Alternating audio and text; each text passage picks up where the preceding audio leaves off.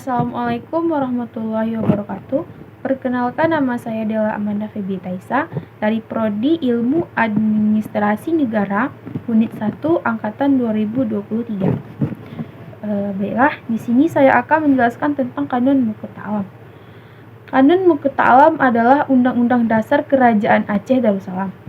Sejauh yang dijumpai, amandemen paling akhir dilakukan oleh Tengku dimulai atas anjuran Sultan Ibrahim Mansur Shah tahun 1270 Hijriah, yakni 20 tahun sebelum kerajaan Belanda menyerang kerajaan Aceh Darussalam. Di antara budayawan dan sastrawan atau sejarawan Aceh yang paling serius menelaah Kanun Muka Ta'alam, yaitu Profesor A. Hasimi. Pada pertengahan tahun 2010, Syekh Kuala University Press telah menerbitkan buku Kanun Muka Ta'alam. Penerbitan ini merupakan salah satu dari versi kanun kerajaan Aceh yang masih tersedia.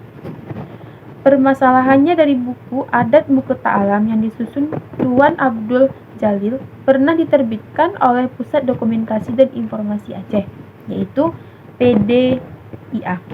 Banda Aceh tahun 1991. Di kata pengantarnya, sudah dijelaskan bahwa adat Muka Ta'alam ini sama sekali tidak lengkap atau tidak utuh.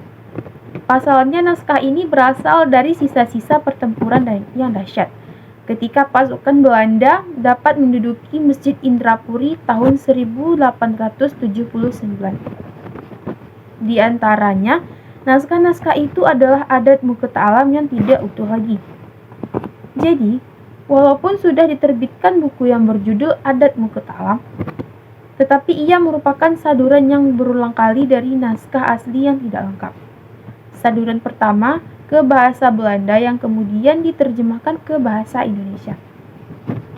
Baik, kesimpulan dari Kanun Muka Ta'alam yaitu Kanun Muka Ta'alam adalah undang-undang dari Kerajaan Aceh Darussalam. Kanun Muka Ta'alam sendiri sama sekali tidak lengkap, karena naskah tersebut merupakan sisa-sisa dari pertempuran yang dahsyat.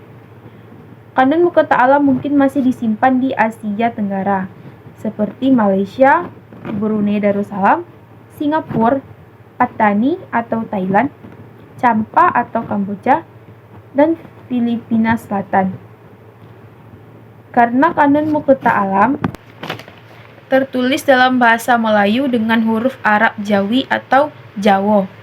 Bahkan dalam sebuah literatur disebutkan bahwa Sultan Hasan dari Brunei pada abad ke-18 secara terang-terangan menyatakan ia mengambil pedoman pemerintahannya dari naskah adat Muka Ta'alam Aceh. Dan pada pertengahan tahun 2010, Syekh Kuala University Press telah menerbitkan buku Kanun Muka Ta'alam. Penerbitan ini merupakan salah satu versi kanun kerajaan Aceh yang masih tersedia. Dengan beredarnya kembali buku ini, masyarakat luas baik di Aceh maupun di mana saja akan mengetahui betapa pentingnya naskah Kanun Muka Ta'alam bagi menyusun sejarah perundang-undangan di Aceh.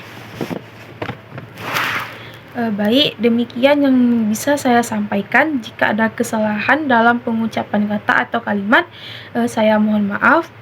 Saya akhiri dengan mengucapkan Assalamualaikum warahmatullahi wabarakatuh.